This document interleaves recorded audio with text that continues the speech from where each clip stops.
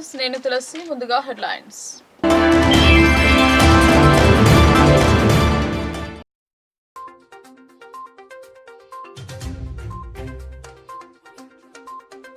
విద్యారంగంపై వివక్ష, తెలంగాణ యూనివర్సిటీకి బడ్జెట్లో సముచిత స్థానం కల్పించలేదని నిరసన.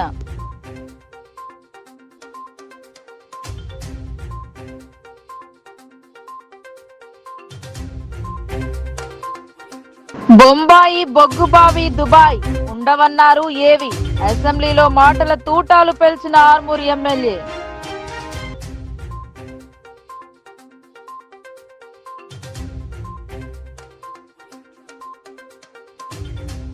అభివృద్ధి చెందిన నగరంలో పార్కింగ్ స్థలాలు కరువు, ఇష్టారీతిన వాహనాల నిలుపుదల, ఎవరు అనుమతించారని ప్రశ్నిస్తున్న జనం.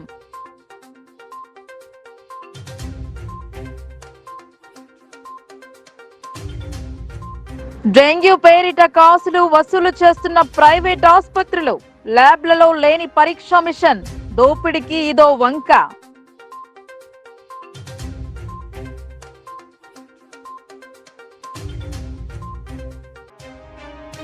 ప్రాంతం మారినా సంప్రదాయం మారలేదు. న్యూయార్క్ లో తెలంగాణ తెలుగు సంఘం ఆధ్వర్యంలో బోనాలు.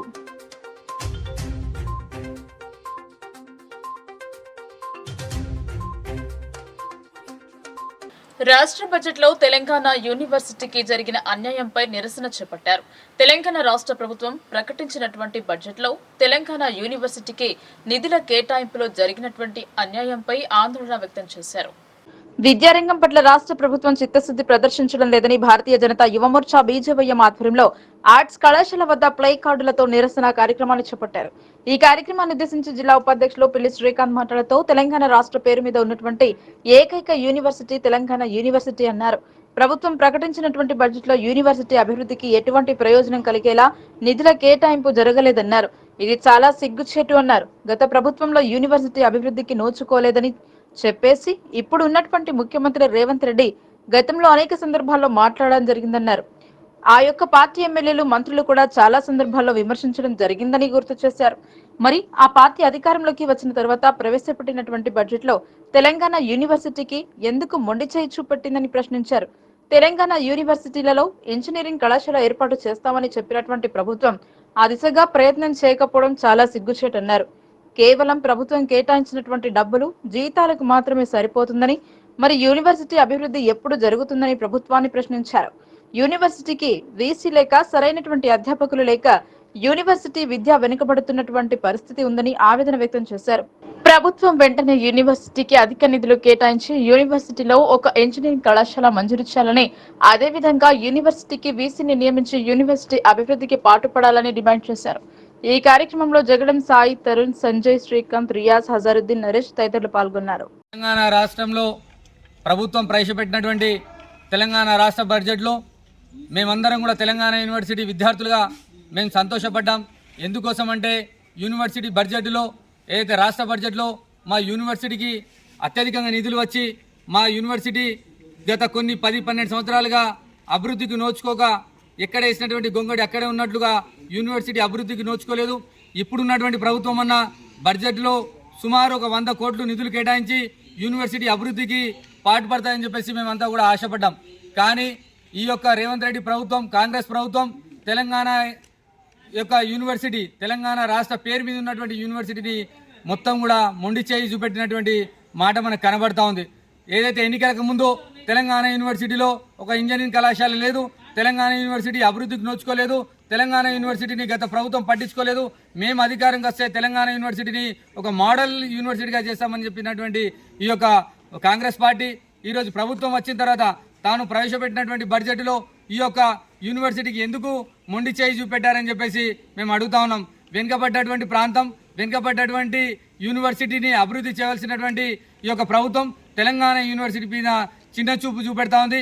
ఇక్కడ ఉన్నటువంటి ప్రజాప్రతినిధులు కానీ, ఇక్కడ ఉన్నటువంటి కాంగ్రెస్ పార్టీకి సంబంధించినటువంటి ఎమ్మెల్యేలు కానీ, ఏదైతే మినిస్టర్లు కానీ ఈ యొక్క తెలంగాణ యూనివర్సిటీ గురించి ఎందుకు మాట్లాడతలేరని చెప్పేసి ఈరోజు మేము ప్రశ్నిస్తున్నాం. తెలంగాణ యూనివర్సిటీలో వీసీ లేక, ఇక్కడ ఉన్నటువంటి మౌలిక సదుపాయాలు కరెక్ట్ లేక, ఇక్కడ టీచింగ్ ఫ్యాకల్టీ సరిగ్గా లేక విద్యార్థులు అనేక రకాలుగా నష్టపోతా ఉన్నారు. కాబట్టి రాష్ట్ర ప్రభుత్వానికి మేము డిమాండ్ చేస్తూ ఉన్నాం, ఖచ్చితంగా తెలంగాణ యూనివర్సిటీకి వెంటనే తెలంగాణ ఏర్పడితే బొంబాయి బొగ్గుబావి దుబాయ్ వలసలు అవుతాయని చెప్పినా ఉపాధి కోసం ఏడాది దేశంకి వెళ్లి ఏజెంట్ల మోసానికి గురై అనేక మంది అవస్థలు పడుతున్నారని ఆర్మూర్ ఎమ్మెల్యే పైడి రాకేష్ పేర్కొన్నారు. గల్ఫ్ బోర్డు ఏర్పాటు చేసి నిధులు కేటాయించి వారిని ఆదుకుంటామన్నారు. కానీ ఒక్క అడుగు కూడా ముందుకు పడటం లేదన్నారు. కార్మికుల గోస చూస్తే ఏడుపు వస్తోందని పేర్కొన్నారు. తెలంగాణ రాష్ట్ర సాధన అనంతరం రాష్ట్రాన్ని బంగారు తెలంగాణగా మారుస్తామని చెప్పి తుప్పుపట్టిన తెలంగాణగా మార్చారని ఆర్మూర్ ఎమ్మెల్యే పైడి రాకేష్ ఆరోపించారు. తెలంగాణ ఏర్పడి దశాబ్ద కాలం అవుతున్నా ఉత్తర తెలంగాణ నుండి వలసలు ఆగడం లేదన్నారు. ఒక కుటుంబంలో ఓ వ్యక్తి మరణిస్తే ఒక్కరోజు లేదా దినకర్మ వరకు ఏడుస్తారు. కానీ ఎడారి దేశం వెళ్లిన వ్యక్తి మృత్యువాత పడితే ఆ శవం వచ్చేంత వరకు ఏడ్చేందుకు కుటుంబీకుల కండల్లో నీరు ఇంకిపోతున్నాయన్నారు. ఇదిలా ఉంటే ఆర్మూర్ 10 సంవత్సరాల కాలంలో ఎలాంటి అభివృద్ధి చెందలేదని ఆవేదన వ్యక్తం చేశారు. ఒక డబుల్ బెడ్రూమ్ మంజూరు కాలేదని, పాఠశాలల పరిస్థితి దీనంగా మారిందన్నారు. తరగతి గదుల కొరత, పిల్లలు మలమూత్రాలకు వెళ్లే సౌకర్యం లేని పాఠశాలలు, శిథిలావస్థకు చేరిన వసతి గృహాలు దర్శనమిస్తున్నాయన్నారు. తాను ఏ పార్టీని విమర్శించడం లేదని, నా నియోజకవర్గ అభివృద్ధికి నిధులు మంజూరు చేయండి సీఎం రేవంత్ కు విన్నవించారు. పైడి ప్రసంగంతో శాసనసభ మొత్తం సైలెంట్ గా మారింది. ఈ సభలో గల్ఫ్ రిటర్న్ నేను ఒక్కనే ఉన్నాను. గల్ఫ్లో కార్మికుడిగా పనిచేశాను. ఈ తెలంగాణ రాష్ట్ర 3వ శాసనసభలో ఒక గల్ఫ్ కార్మికుడిగా అడుగుపెట్టాను ఎమ్మెల్యేగా. ఎవరికి బట్టని ఎడారి బిడ్డల కథ 2 రోజుల నుంచి అధ్యక్ష, బాగా దుర్భరమైన జీవితాలు. ఇక్కడ చాలామంది దుబాయ్ వెళ్ళారు, నాకు తెలిసిన స్నేహితులు ఉన్నారు. బుర్జ్ ఖలీఫా చూసినారు, దుబాయ్ షాపింగ్ మాల్ చూశారు. ఉత్తర తెలంగాణ శాసనసభ్యులు ప్రత్యేకంగా సోదరుడు శ్రీధర్ బాబు గారు కావచ్చు, పొన్నం ప్రభాకర్ గారు కావచ్చు, దుబాయ్ లేబర్ క్యాంపులలో కూడా తిరిగినారు చాలామంది. చాలా దారుణమైన పరిస్థితులు అధ్యక్ష. అక్కడ వాళ్ళ గురించి పట్టించుకునే వాళ్ళు లేరు. ముఖ్యంగా మా దురదృష్టం ఏందో, ఈ 2 తరాలు వెంటాడుతుంది మమ్మల్ని. Only Karimnagar, Nizamabad maximum and old city. ఇప్పటికి అధ్యక్ష జగిత్యాల కన్నీళ్లు మొదలైతే అధ్యక్ష బొంబాయి బస్ బయలుదేరుతుంది. మెట్పల్లి, కొరుట్ల, ఆర్మూర్, నిజామాబాద్ దాకా తల్లులు బిడ్డలు ఏడవటం, భర్తలు కన్నీళ్లు కుక్కుకుంటూ బొంబాయి వెళ్ళి దుబాయ్ పోవటం అధ్యక్ష. ముఖ్యంగా ఈ బొంబాయి దుబాయ్ మాటలు చెప్పి తెలంగాణ వస్తే మా బతుకులు మారుతాయని చెప్పి ప్రత్యేక రాష్ట్రం తెచ్చుకున్నాం అధ్యక్ష. అప్పుడున్న గత ప్రభుత్వం కావచ్చు, ఇప్పుడు ప్రభుత్వం కావచ్చు, వాళ్లకు ప్రత్యేకంగా ఎన్నో సౌకర్యాలు కల్పిస్తామని చెప్పారు అధ్యక్ష. ప్రస్తుత ప్రభుత్వం మొన్న అసెంబ్లీ ఎన్నికలు కూడా అభయహస్తం ఎలక్షన్ మేనిఫెస్టోలో పేజీ నెంబర్ 35, 36లో 28వ అంశంగా గల్ఫ్ కార్మికులు ఎన్ఆర్ఐల సంక్షేమం పేరుతో 4 హామీలు ఇచ్చారు అధ్యక్ష. మరి ముఖ్యంగా మన గౌరవనీయ ముఖ్యమంత్రి గారు ఏప్రిల్ 16 నాడు గల్ఫ్ సంఘాల ప్రతినిధులతో జరిగిన సమావేశంలో మృతుల కుటుంబాలకు ఎక్స్గ్రేషియా ఇస్తామని సీఎం రేవంత్ రెడ్డి గారు ప్రకటించారు. ఈ బడ్జెట్లో కేటాయింపులు లేకుండా గల్ఫ్ సంక్షేమం ఎలా సాధ్యమవుతుందో మీకు ఒక్క విషయం చెప్తాను అధ్యక్ష. ఈ సభ ఈనని, తెలంగాణ ప్రజలు ఈనని ఒక్క సంఘటన చెప్తాను అధ్యక్ష. ఏ కుటుంబ సభ్యుడైనా చనిపోతే అధ్యక్ష ఒక్కరోజు ఏడుస్తాం అధ్యక్ష, 3 రోజులు ఏడుస్తాం అధ్యక్ష, 12 రోజులు ఏడుస్తాం అధ్యక్ష. కానీ మా ఉత్తర తెలంగాణ పల్లెలలో 6 నెలలు ఏడుస్తారు అధ్యక్ష. శవం ఎప్పుడు వస్తుందో తెలియదు అధ్యక్ష. పెట్టెల మూలుగుతూ ఉంటుంది. ఇక్కడ కన్నీళ్ళు ఎన్ని రోజులు ఏడవో తెలియదు. కొద్దిగా దయచేసి దక్షిణ తెలంగాణ మంత్రులకు ప్రత్యేకంగా చెప్తున్నా, మీ ప్రాంతంలో గల్పు వలసలు లేవు. ఇంకా ఏ వలసలు ఉన్నా కానీ గల్పు వలసలు లేవు. మహబూబ్ నగర్ కావచ్చు, నల్గొండ కావచ్చు, ఖమ్మం కావచ్చు. మీరు దయచేసి 50 ఏళ్ళ కన్నీటి కథలు చదివిన అధ్యక్ష. ఇప్పటికి కూడా రోజు ఫోన్లు వస్తాయి మాకు. నిన్ననే రామ్నగర్ వెళ్ళాను.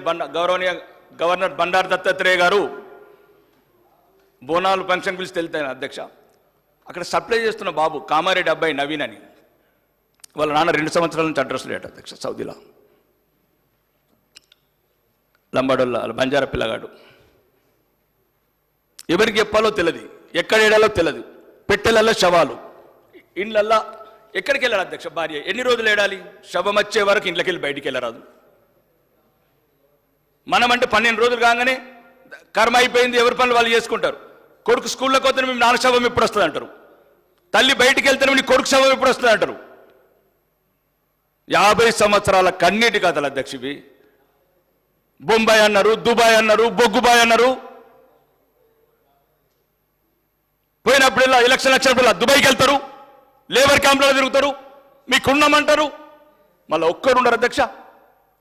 15 లక్షల మంది సోదరులు మదని చెప్పినట్లు ఎవరు అధ్యక్ష? తెలంగాణ బడ్జెట్లో ఎటువంటి అవకాశాలు పొందిన వాళ్ళు, తెలంగాణ ప్రజాకర్షణ పథకాలలో ఎటువంటి బెనిఫిట్ పొందిన వాళ్ళు 55 డిగ్రీల అధ్యక్ష ఎండలల్లా కల్లి వీళ్ళ నొగడు, పాస్పోర్ట్ లేదా నొగడు, చిన్న చిన్న నేరాలకు జైళ్ళకు పోతే పలకరించే వాళ్ళు లేడు, న్యాయ సహాయం లేదు. కాబట్టి అధ్యక్ష వాళ్ళ బతుకులు మారాలంటే నేను మొన్న సీఎం గారికి కూడా లెటర్ పెట్టాను అధ్యక్ష. ఎందుకంటే గౌరవనీయ ముఖ్యమంత్రి గారికి నేను చెప్పాను అధ్యక్ష, ముఖ్యమంత్రి గారు ఉన్నప్పుడే కావాలి ఇది. ఎందుకంటే ఆయన ఆలోచన విధానం, సాటి మనుషుల పట్ల స్పందించే విధానం ఏం లేదు అధ్యక్ష. అలా కోరికలు ఏం లేవు. 1000 కోట్ల అధ్యక్ష, 3 లక్షల కోట్ల అధ్యక్ష బడ్జెట్. ఉదయం ముఖ్యమంత్రి గారు అన్నారు విద్యుత్ ప్రాజెక్టులు 8,000 కోట్ల అవినీతి జరిగిందని. అధ్యక్ష నేను అవినీతిలకు ఓట్లేదు అధ్యక్ష. నేను ఆ పార్టీ ఈ పార్టీ ఏ పార్టీ లేదు అధ్యక్ష. నాది పేదోడు పార్టీ, లేనోడు పార్టీ, ఏడారిలో ఏడ్చినోడు పార్టీ.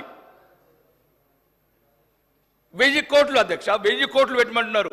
చచ్చిపోతే 10 లక్షలు తీసుకురావడానికి, ఒక శవం తీసుకురావడానికి ఒక సెల్, ఒక హెల్ప్ లైన్ 1000 కోట్ల అధ్యక్ష. మొన్న గౌరవనీయ వ్యవసాయ శాఖ మంత్రి గారు తుమ్మల నాగేశ్వరరావు గారు అన్నారు అధ్యక్ష, 25,672 కోట్ల 8 లక్షల రూపాయలు మొక్క మొలని భూములకు ఇచ్చిండ్రు అధ్యక్ష.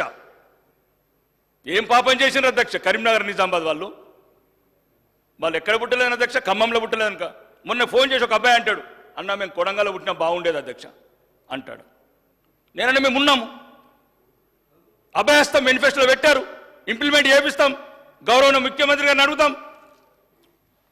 ముఖ్యంగా దయచేసి ఈ సమస్య అధ్యక్ష, మీరు తండ్రి లాంటి వారు అధ్యక్ష. ఈ సమస్యలు ఎవరు చెప్పారు అధ్యక్ష? కొందరు యూరోప్లో చదువుకున్నారు, కొందరు ఇంగ్లాండ్లో చదువుకున్నారు, కొందరు కోటీశ్వర్లు వచ్చారు సభలు. నేను దుబాయ్లో కార్మికులుగా పనిచేశాను అధ్యక్ష. నాకు తెలుసు అధ్యక్ష నేను ఏం చేసిన అక్కడ. ఎవడు లేడు, ఎవడు రాడు, చిన్న తప్పుకు 3 సంవత్సరాలు జైలు ఉంటారు అధ్యక్ష. అడ్వకేట్ దగ్గర కోదమంటే వాళ్ళకి సహాయం లేదు. కడుపు నొప్పొస్తే ఇంట్లో పడుకుంటారు అధ్యక్ష వాళ్ళు. ఎందుకంటే 200 దిరామ్స్ డాక్టర్కు కన్సల్టెంట్ ఫీజు కట్టాలి కాబట్టి. దయచేసి అధ్యక్ష మీరు చూడని ఎడారి బతుకుల గురించి ఇక్కడున్న మీ ద్వారా ప్రభుత్వానికి గల్ఫ్ వలస కార్మికులకు సంక్షేమం కోసం ఈ బడ్జెట్లో 1000 కోట్లు కేటాయించాలి అధ్యక్ష. సమగ్ర ప్రవాస భారతీయ విధానం NRSI ప్రవేశపెట్టాలి అధ్యక్ష. గల్ఫ్ తదితర దేశాల వలస కార్మికుల సంక్షేమం కోసం గల్ఫ్ బోర్డు ఏర్పాటు చేయాలి అధ్యక్ష. ముఖ్యమంత్రి గారు కూడా చెప్పారు సెప్టెంబర్ 11 లోపల చేస్తానని. గల్ఫ్ మృతుల కుటుంబాలను ఆదుకోవడానికి 10 లక్షల ఎక్స్గ్రేషియా చెల్లించాలి అధ్యక్ష. భారతదేశ విదేశీ వ్యవహారాల మంత్రిత్వ శాఖ ముంబైలో విదేశ్ భవన్ ఏర్పాటు చేసింది. ఇదే తరాలో UAEలోని దుబాయ్ తెలంగాణ ప్రవాసీ భవన్ ఏర్పాటు చేయాలి అధ్యక్ష. రేషన్ కార్డుల నుంచి, ఓటర్ లిస్ట్ నుంచి గల్ఫ్ కార్మికుల పేరు తొలగించవద్దు అధ్యక్ష. అన్ని సంక్షేమ పథకాలని గల్ఫ్ కార్మికులకు వర్తింపజేయాలి అధ్యక్ష. జీవిత బీమా, ప్రమాద బీమా, ఆరోగ్య బీమా, పెన్షన్లతో కూడిన సమగ్రమైన సాంఘిక భద్రత సోషల్ సెక్యూరిటీ పథకం ప్రవేశపెట్టాలి అధ్యక్ష.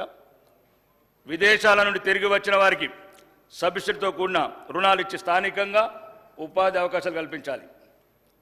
జైళ్లలో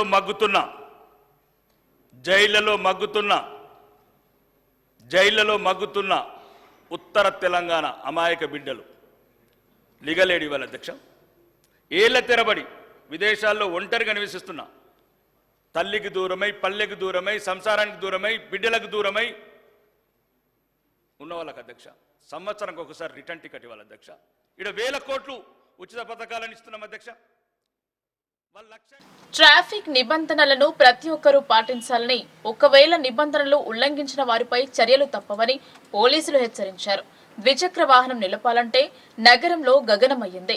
నిలిపిన వాహనం ఫోటో తీసి పెనాల్టీ విధిస్తున్నారు. పార్కింగ్ స్థలాన్ని వదిలి ఇలా చేశారంటే న్యాయం, కానీ పార్కింగ్ స్థలం లేనప్పుడు ఎలా అని ఆలోచన చేయకపోవడం వాహనదారులకి ఇబ్బందిగా మారింది. నిజామాబాద్ నగరంలో మాస్టర్ ప్లాన్ అమలు అనేది కలగానే మిగిలనుంది. ఇరుకు రోడ్లను వన్ వేలుగా మార్చేశారు. షాపింగ్ కు కానీ ఇతర అవసరాల కోసం కానీ వెళ్లి దుకాణం ముందు వాహనాన్ని నిలిపే స్థలం లేకుండా పోయింది. వ్యాపార సముదాయాలు సెట్ బ్యాక్ లేక ఫుట్పాత్ ను సైతం ఆక్రమించి వారి దుకాణ సముదాయాల బోర్డులను ఏర్పాటు చేస్తున్నారు. నగరంలోని శ్రీదేవి థియేటర్ రోడ్డులో అడ్డదిడ్డంగా వాహనాలను పార్కింగ్ చేస్తున్నారు. దీనివల్ల కాలినడకన ఎటువైపు వెళ్లాలన్నా ఇబ్బందిగా మారింది.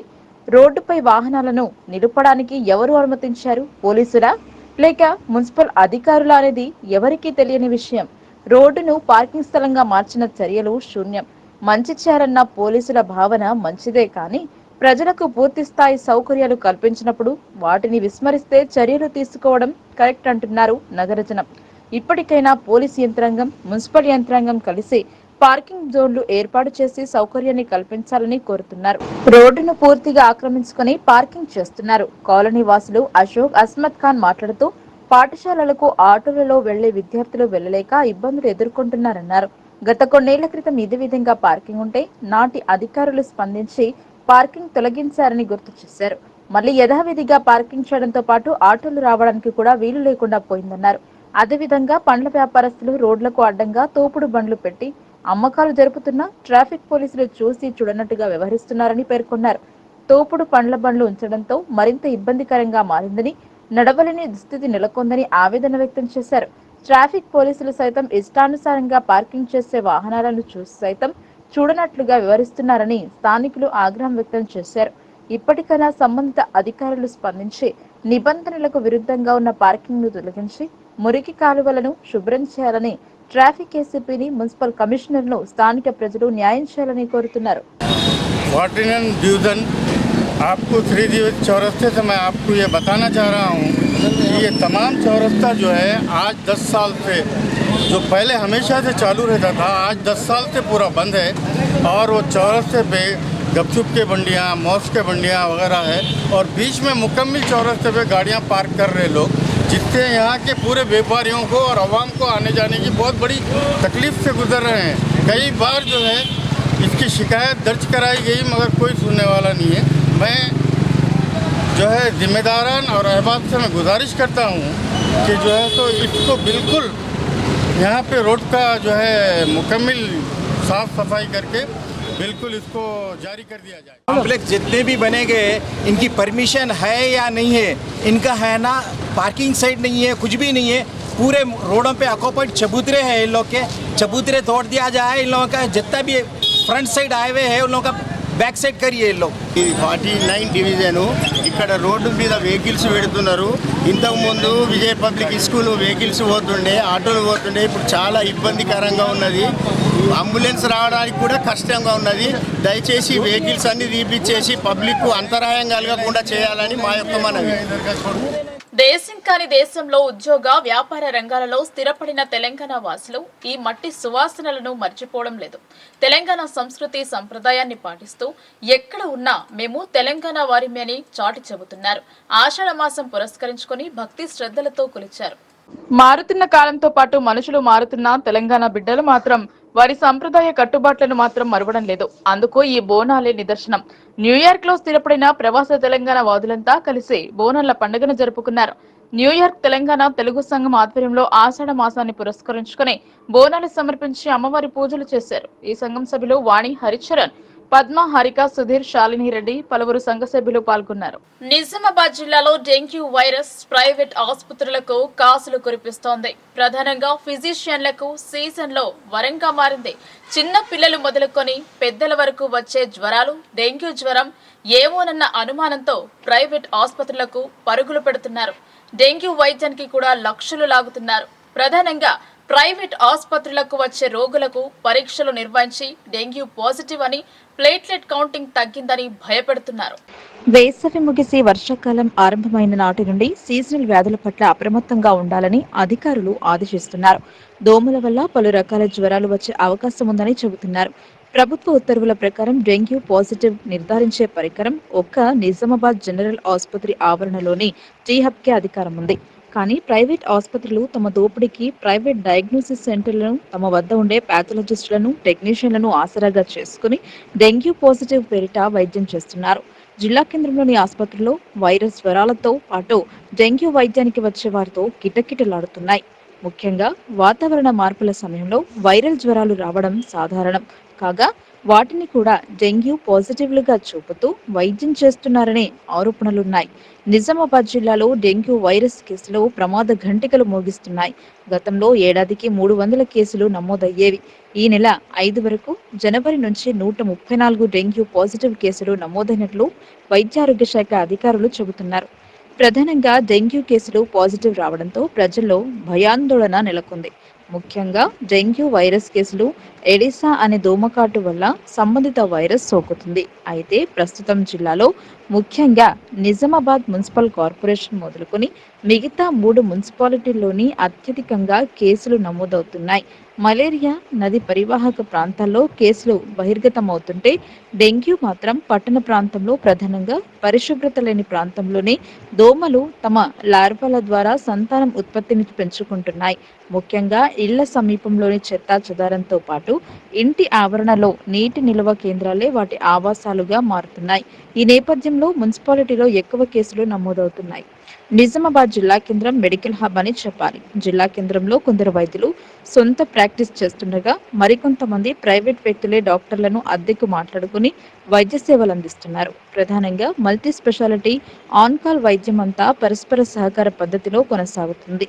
జిల్లా కేంద్రంలోని మెడికల్ కళాశాలలో పనిచేసే కొందరు, ఇతర ప్రాంతాల్లోని ప్రభుత్వ ఆసుపత్రిలో పనిచేసే మరికొందరు డెంగ్యూ వైద్య స్పెషలిస్టులుగా, ఫీవర్ స్పెషలిస్టులుగా చెప్పుకొని వైద్యం చేస్తున్నారు. ప్రభుత్వ నిబంధనల ప్రకారం డెంగ్యూ వైరస్ ను గుర్తించే ఎలిజా టెస్ట్ కేవలం జీజీహెచ్లోనే టీ హబ్ లో ఉండగా అందుకు విరుద్ధంగా ప్రైవేట్ ప్రాక్టీస్ చేస్తున్న వైద్యులు సాధారణ జ్వరాలను కూడా వైరల్ జ్వరాలుగానే చెబుతూ వైద్యం చేస్తూ నిండా ముంచుతున్నారు. నిజామాబాద్ జనరల్ ఆసుపత్రిలో డెంగ్యూ వైరస్ కు వైద్య సేవలకు కావలసిన వైద్యులు, ప్లేట్లెట్స్ అందుబాటులో ఉన్నప్పటికీ వైద్యులు తమ సొంత దవాఖానాలకు రోగులను తరలించి వారిని పిండిస్తున్నారు. ప్రభుత్వ ఆసుపత్రిలో ఉచితంగా అందే వైద్య సేవలను కాదని మిడిమిడి వైద్య సేవలు చేస్తూ కొందరు ల్యాబ్ టెక్నీషియన్ ఇచ్చే రిపోర్టుల ఆధారంగా ప్లేట్లెట్స్ తగ్గిపోతున్నాయని ఎమర్జెన్సీ వైద్యం చేయాలంటూ అడ్మిషన్స్ తీసుకుని వేల రూపాయలు లాగుతున్నారు. కేవలం డెంగ్యూ జ్వరానికి ఇన్ పేషెంట్ గా ఉంటే ప్లేట్లెట్స్ ఎక్కిస్తే మాత్రం 50,000 నుంచి 1,00,000 వరకు లాగుతున్నారు. ప్రతి సీజన్లో జరిగే దోపిడీ ఈసారి అడ్వాన్స్ గా తెరలేపినట్లయింది. దీనిపై ఆందోళన చెందవద్దు అంటున్నారు జిల్లా వైద్యారోగ్య శాఖ అధికారి తుకారాం రాథోడ్. జిల్లాలో ఈ సీజన్లో అత్యధికంగా డెంగ్యూ వైరస్ పాజిటివ్ కేసులు నమోదైనప్పటికీ ఎలాంటి ప్రాణ నష్టం నమోదు కాలేదన్నారు. ఇప్పటికే వైద్య ఆరోగ్య శాఖ అప్రమత్తమై మున్సిపల్ అధికారులతో సమన్వయం చేస్తూ పరిసరాల పరిశుభ్రత అవగాహన కార్యక్రమంతో పాటు ప్రజలకు వైద్య ఆరోగ్య శాఖ తరపున ప్రత్యేక కార్యక్రమాలు నిర్వహిస్తున్నామన్నారు. డివిజన్ కు 6 టీంల ద్వారా నిరంతర పర్యవేక్షణ జరుగుతుందని చెప్పారు. డెంగ్యూ వైరస్ ను గుర్తించే కిట్లు కేవలం నిజామాబాద్ ప్రభుత్వ జనరల్ ఆసుపత్రి ఆవరణలోని టీ హబ్ లో మాత్రమే ఉందన్నారు. అక్కడ పాజిటివ్ అని వస్తేనే సంబంధిత వైద్యానికి వైద్యం చేయించుకోవాలని, ఈ విషయంలో ప్రజలు అప్రమత్తంగా ఉండాలని సూచించారు. ఇప్పటికే ఈ విషయంలో డయాగ్నోసిస్ సెంటర్లకు, ప్రైవేట్ ఆసుపత్రులకు సర్క్యులర్ జారీ చేశామన్నారు. కేంద్ర ప్రభుత్వ రైతు బడ్జెట్ కు నిరసనగా బడ్జెట్ పత్రాలను తగలబెట్టారు ఎస్కేఎం నాయకులు. ఎస్కేఎం నిజామాబాద్ జిల్లా కమిటీ ఆధ్వర్యంలో నగరంలోని ధర్నా చౌక్ వద్ద బడ్జెట్ పత్రాలను దగ్ధం చేశారు. రాష్ట్ర ప్రభుత్వ బడ్జెట్ ప్రజా ఆమోదయోగ్యంగా లేదని ఎస్కేఎం రాష్ట్ర నాయకుడు కంచెర భూమయ్య అన్నారు. మోడీ సర్కార్ కార్పొరేట్ వ్యక్తుల బడ్జెట్ కేటాయించిందని అన్నారు. అన్నం పెడుతున్న రైతును తుంగలోకి తొక్కి రైతు పోరాటానికి ఇచ్చిన హామీలను విస్మరించి రైతులు పండించిన పంటలకు గిట్టుబాటు ధర కల్పించకుండా, డాక్టర్ స్వామినాథన్ కమిషన్ సిఫార్సులను అమలు చేయకుండా రైతుల పంటలకు నామమాత్రం ధరలు పెంచి సంబరాలు చేసుకుందన్నారు. రైతును రాజును చేస్తామంటూ ఎన్నికల్లో ఇచ్చిన హామీని చెత్తబుట్టలో పడేసి కార్పొరేట్ వ్యక్తులకు బడ్జెట్ కేటాయింపులు చేసింది కనుక ఈ రైతు వ్యతిరేక బడ్జెట్ కు నిరసనగా దేశవ్యాప్తంగా ఈ రోజు జాతీయ కమిటీ పిలుపు మేరకు బడ్జెట్ పత్రాలను దగ్ధం చేయడం జరిగింది. కేంద్ర బడ్జెట్ రైతు వ్యతిరేక, కార్మిక వ్యతిరేక విధంగా ఉందని యూపీలో ఇప్పటికీ అక్కడి ప్రభుత్వానికి ప్రజలు బుద్ధి చెప్పారు. ఇప్పటికైనా మోడీ సర్కార్ స్వామినాథన్ కమిషన్ సిఫార్సులను అమలు చేయాలని డిమాండ్ చేశారు. ఈ కార్యక్రమంలో జిల్లా కన్వీనర్ సురేష్, వెంకటేష్, రాజారెడ్డి, సాయిరెడ్డి, బొంబాయి గంగన్న మరియు కార్మిక సంఘాల నాయకులు సాయగౌడ్, కిషన్, గంగన్న, రమేష్ మరియు కార్యకర్తలు తదితరులు పాల్గొన్నారు. భారత రైతు వ్యవసాయ కార్మిక సంఘాల సమైక్య ఆధ్వర్యంలో ఈరోజు దేశవ్యాప్తంగా కేంద్ర బడ్జెట్ నిరసనగా మా పత్రాలను దగ్ధం చేయమని ఎస్కేఎం జాతీయ కమిటీ పిలుపులో భాగంగా నిజామాబాద్ జిల్లా ధర్నా చౌక్ వద్ద ఇవాళ ఎస్కేఎం నిజామాబాద్ జిల్లా కమిటీ ఆధ్వర్యంలో ఇవాళ ధర్నాల చౌక్ దగ్గర ఈ పత్రాలను దగ్ధం చేయడం జరిగింది. ప్రధానంగా రైతులకు పండించిన పంటకు గిట్టుబాటు ధర కల్పిస్తామని ఆనాడు రాతపూర్వకంగా మరి ఎస్కేఎంకి ఇచ్చిన హామీని విస్మరించి నామమాత్రంగా ఇవాళ ధరలు పెంచడం జరిగింది. అదే కాకుండా బడ్జెట్లో మిగతా వాటికి సబ్సిడీలకు ఇచ్చే రైతులకు ఇచ్చే సబ్సిడీలను కూడా తక్కువేస్తూ ఇవాళ బడ్జెట్లో ఎలాంటి కేటాయింపులు చేయకపోవడం సిగ్గుసేటు. కనుక వీటికి నిరసనగా అదే కాకుండా రాష్ట్రంలో మరి రాష్ట్రానికి కూడా ఎలాంటి నిధులు ఇవ్వకుండా ఇవాళ కేంద్ర ప్రభుత్వము ఇవాళ చిన్న చూపు చూస్తున్న పరిస్థితి. అందులో భాగంగా ఇవాళ రాష్ట్ర కమిటీ కానీ జిల్లా కమిటీ కానీ ఈ కేంద్ర ప్రభుత్వ రైతు వ్యతిరేక విధానాలకు నిరసనగా ఇవాళ బడ్జెట్ పత్రాలను దగ్ధం చేయమని చెప్పింది. అందులో భాగంగా ఇవాళ ధర్నా చౌక్లో మేము కార్యక్రమం నిర్వహించడం జరిగింది. కేంద్ర ప్రభుత్వం ఇప్పటికైనా కానీ కార్పొరేట్ వ్యవసాయానికి అనుకూలంగా ఇలా చర్యలు చేపడుతుంది. అందులో భాగంగా కార్పొరేట్ వ్యవస్థకు ఇవాళ అనుకూలంగా బడ్జెట్ కేటాయించింది, కానీ వ్యవసాయానికి కేటాయించడం లేదు. కనుక ఇప్పటికైనా వ్యవసాయాన్ని ఆదుకోవడం కోసము ఆనాడు రైతు ఉద్యమానికి తలవగ్గి రైతు సంయుక్త కిసాన్ మోర్చా జాతీయ కమిటీ పిలుపులో భాగంగా ఈరోజు నిజామాబాద్లో ధర్నా చౌక్లో మరి కేంద్ర ప్రభుత్వం ప్రవేశపెట్టినటువంటి బడ్జెట్ పత్రాలని దగ్ధం చేయడం జరిగింది. ప్రధానంగా ఈరోజు పెట్టినటువంటి బడ్జెట్ అంటే ఒకవైపు దేశానికి అన్నం పెట్టేటువంటి రైతాంగం 100% మరి రైతాంగం మీద ఆధారపడినటువంటి రైతులను విస్మరించినటువంటి ప్రభుత్వం కేంద్రం.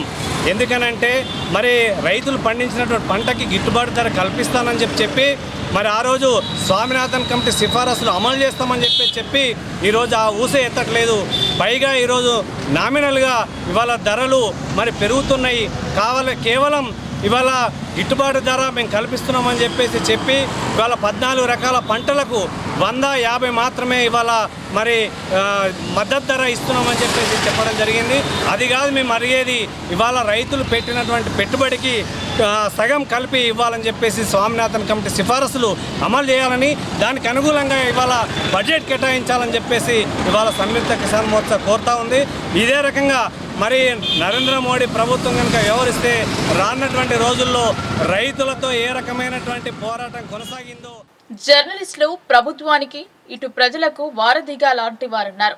నిత్యం సమాజంలోని సమస్యల గురించి పనిచేస్తూ ప్రభుత్వం దృష్టికి తీసుకెళ్లి ప్రజల సమస్యలను పరిష్కరించడంలో వీరి పాత్ర కీలకమైందని మండల మాల మహనాడు అధ్యక్షులు మిర్జాపూర్ చిన్నసాయన్న అన్నారు. అందుకే ఆనాడు డాక్టర్ బాబాసాహెబ్ అంబేద్కర్ కత్తి కంటే కలం గొప్పదని అన్నారని ఆయన పేర్కొన్నారు. నిజామాబాద్ జిల్లా కోటగిరి మండల కేంద్రంలోని మండల ప్రజా పరిషత్ కార్యాలయ సమావేశపు మందిరంలో కోటగిరి ఉమ్మడి మండల దళిత సంఘాల ఆధ్వర్యంలో నూతనంగా ఎన్నికైన ప్రెస్ క్లబ్ అధ్యక్ష కార్యవర్గానికి సన్మాన కార్యక్రమం నిర్వహించారు. ఈ సందర్భంగా దళిత నాయకులు, అధ్యక్షులు, ప్రెస్ క్లబ్ అధ్యక్షులు సాయిబాబా గౌడ్, ఉపాధ్యక్షులు పులకంటి కృష్ణకుమార్, సహాయ కార్యదర్శి బి సాయిలు, గౌరవ అధ్యక్షులు గాయక్వాడ రాముకు, సలహాదారులు బి రాములు, సభ్యులు ఎన్నవర్ రాజుకు, పేట్ల పెంటయ్యకు, గంట్ల రాజుకు సన్మానించి శుభాకాంక్షలు తెలిపారు. మండల మాల మహనాడు అధ్యక్షులు మిర్జాపూర్ చిన్నసాయన్న మాట్లాడుతూ ప్రజాస్వామ్యంలో ప్రజల సమస్యల గురించి ప్రభుత్వానికి తెలియపరిచి వాళ్ల సమస్యల పరిష్కారం కోసం కృషి చేసే కీలకమైన పాత్రను విలేకరులు పోషిస్తారని అన్నారు. వారి ద్వారానే ప్రజలకు ఎంతో న్యాయం జరుగుతుందని ఆయన పేర్కొన్నారు. ప్రజల సమస్యలు వాళ్ల కళ్ళం ద్వారా ప్రజాస్వామ్యాన్ని కాపాడే ఒక గొప్ప వ్యవస్థను జర్నలిజం పైనే ఉందని, వీరు పల్లెల్లో పట్టణాల్లో తిరుగుతూ పేదల, మధ్యతరగతుల సమస్యలను భేదాభిప్రాయాలు లేకుండా వాళ్ళ సమస్యలను ప్రభుత్వానికి తెలియజేసి ఆ సమస్యను తీర్చే బాధ్యత వారిపై ఉందని, ఆ బాధ్యతను వీరు సగర్వంగా నిర్వహిస్తారని భావిస్తున్నారని ఆయన కొనియాడారు. ఈ ప్రెస్ క్లబ్ల ద్వారా మంచి సేవలు చేస్తూ ప్రతి ఒక్కరూ ముందుకు సాగాలని అన్నారు. అలాగే మండల స్థాయి నుండి జిల్లా, రాష్ట్ర స్థాయికి ఎదగాలని భగవంతుని కోరుతున్నానని అన్నారు. ఈ సన్మాన కార్యక్రమంలో ఉపాధ్యక్షులు కాళేసాయిలు, ఎంఆర్పీఎస్ మండల ఉపాధ్యక్షులు కన్నం శ్రీనివాస్, ఎంఆర్పీఎస్ రాష్ట్ర మాజీ ప్రచార కార్యదర్శి కన్నం దౌలయ్య, ఎంఆర్పీఎస్ సీనియర్ నాయకులు కన్నం సాయిలు, దళిత నాయకులు పాల గంగారాం, జంగం సాయిలు, బేగరి మారుతి, పుప్పల సాయి కుమార్, కోటగిరి ఉమ్మడి మండల MRPS incharge RTC Sailu, Hasgula Lalaiah, Rajesh తదితరులు పాల్గొన్నారు. ఈరోజు కోటగిరి ఉమ్మడి మండలాల్లోని మా ప్రెస్ సోదరులకు మా దళిత సంఘాల తరఫున మేము సన్మానం చేయడం జరిగింది. ఈ ప్రెస్ అంటేనే ప్రజల సమస్యలను తెలుసుకొని ప్రభుత్వానికి చేరవేసి వాళ్ళ సమస్యలను పరిష్కరించే ఒక వ్యవస్థ అనేది గుర్తించాలి. మా కోడగిరి మండలంలోని ప్రెస్ సోదరులందరూ అన్ని ఊళ్ళకు అందరికీ పరిచయం ఉన్న వాళ్ళు, ఏ చిన్నవారి సమస్య వచ్చినా ఆ విలేజ్లకు పోయి ఆ సమస్యను తెలుసుకొని ప్రభుత్వానికి తెలియజేసి ఆ సమస్య పరిష్కారానికి కృషి చేస్తున్నారు. మా ఇప్పుడున్న ఈ ప్రెస్ సోదరులకు, కొత్త ఎన్నుకున్న ప్రెస్ సోదరులకు ముందుగా శుభాకాంక్షలు తెలుపుతున్నాము. వాళ్ళు ఈ మండలంలోని ప్రతి విలేజ్ మరి ప్రతి ఒక్క పౌరుని సమస్యను మీరు, ఎందుకంటే ఒక కలం యోధులు మీరు, మీ కలం ద్వారా ఏ ప్రజాస్వామ్యంలో ఏదైనా సమస్యను పరిష్కరించే స్తోమత మీకుంది. మీరు ఈ విషయాన్ని గుర్తించి ప్రతి ఒక్క సమస్యను ప్రభుత్వం దృష్టికి తీసుకొని పోయి వాటి పరిష్కార మార్గాలు చూపించాలని ప్రతి ఒక్క గరీబ్ కానీ, వాడు ఉన్నోడు కానీ లేనోడు కానీ ఎవరు కూడా సమానంగా చూసి ప్రతి ఒక్క సమస్యను పరిష్కరించే కృషి చేయాలని మీకు కోరుతూ, మీకు అందరికీ మరి ఒకసారి అందరికీ నా యొక్క నమస్కారం. ఎందుకంటే ఈరోజు ఇంత ఐక్యత తీసుకొని ప్రెస్ కమిటీ ద్వారా ప్రభుత్వానికి ప్రతి చిన్న విషయం కూడా ఆర్థికంగా రాజకీయంగా ఎదగాలంటే మీలాంటి ప్రెస్ కమిటీ వాళ్ళ ద్వారానే మా చిన్న తరగతి ఒక రాజకీయ ఎదుగుదలలు సాంఘికంగా ఆర్థికంగా ఎదగాల్సిన బాధ్యత మీ విలేకరుల మీద ఉన్నది. బాబాసాహెబ్ అంబేద్కర్ అన్నాడు, కత్తి కన్నా కలం గొప్పదన్నాడు.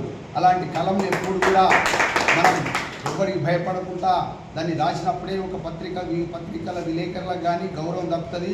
మీరు పత్రిక విలేకరులు అయి కూడా రాజకీయ విశ్లేషకులు కూడా కావాలని నేను మనస్ఫూర్తిగా కోరుకుంటున్నాను.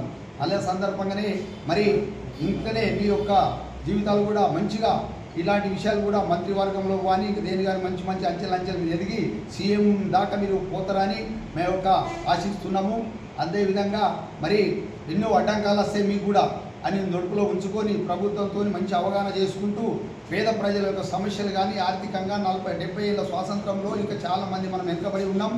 అలాంటిది మనం దృష్టిలో పెట్టుకొని తీసుకొచ్చే బాధ్యత మీ విలేకరుల మీద ఉన్నది. అలాంటిది తీసుకుపోయి ప్రభుత్వానికి ప్రతి చిన్న విషయాన్ని కూడా ఆర్థికంగా ఎదగాలంటే మీ యొక్క విలేకరుల ద్వారానే పోతుంది. సామాన్యులు కూడా ఎన్నో అట్టడుగున ఎన్నో పథకాలు అందుతలేవు ప్రభుత్వమి. అలాంటి పథకాలు అందాలంటే మీరు గట్టిగా ఉండాలా. మా యొక్క సహకారాలు కూడా తీసుకొని ఈజీ మనీకి అలవాటు పడిన వారు ఫోన్ చేసి కుటుంబీకులను భయభ్రాంతులకు గురి చేస్తున్నారు.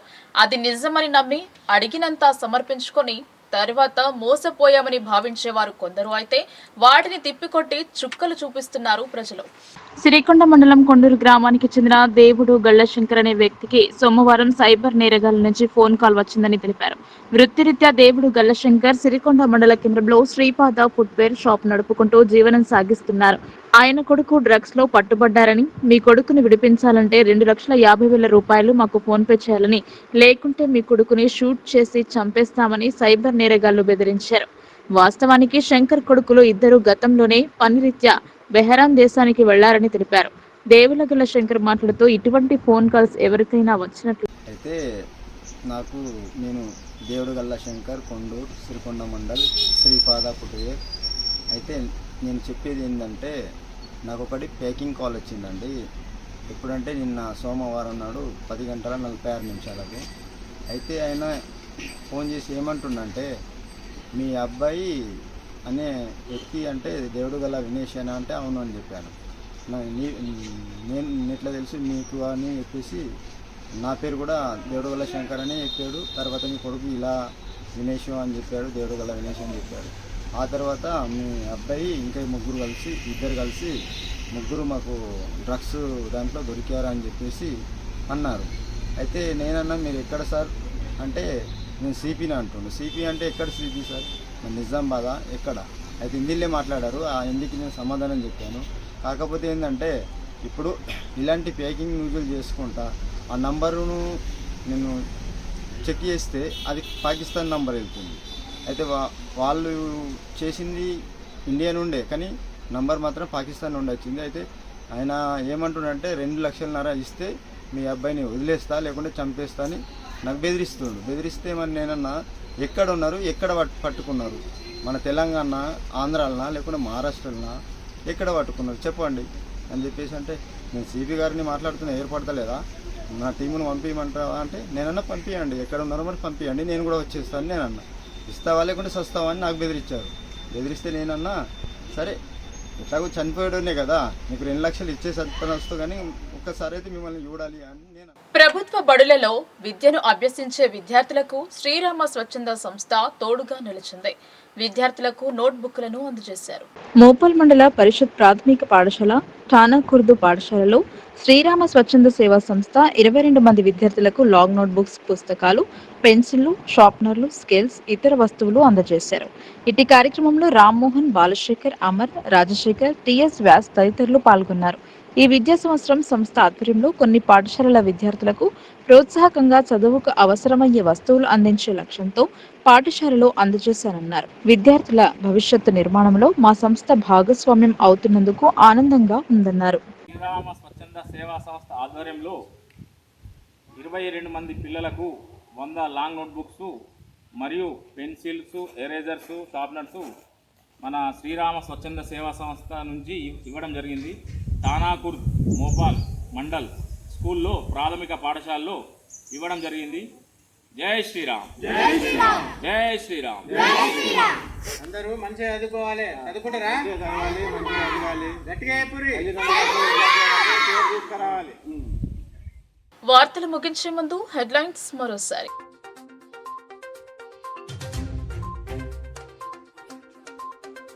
విద్యా రంగంపై వివక్ష, తెలంగాణ యూనివర్సిటీకి బడ్జెట్లో సముచిత స్థానం కల్పించలేదని నిరసన.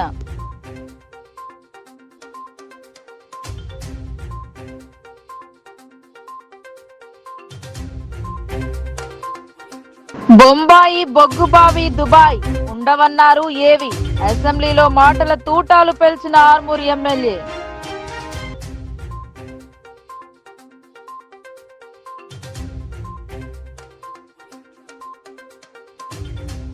అభివృద్ధి చెందిన నగరంలో పార్కింగ్ స్థలాలు కరువు, ఇష్టారీతిన వాహనాల నిలుపుదల, ఎవరు అనుమతించారని ప్రశ్నిస్తున్న జనం.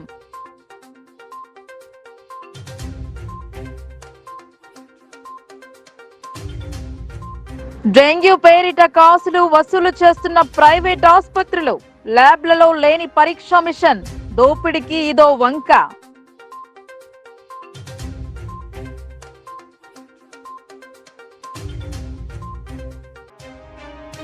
ప్రాంతం మారినా సంప్రదాయం. ఈ వార్తలు ఇంతటితో సమాప్తం. తిరిగి ప్రసారమయ్యే వార్తల్లో మళ్ళీ కలుద్దాం. అంతవరకు చూస్తూనే ఉండండి మీ లోకల్ న్యూస్, మన ఊరు మన వార్త.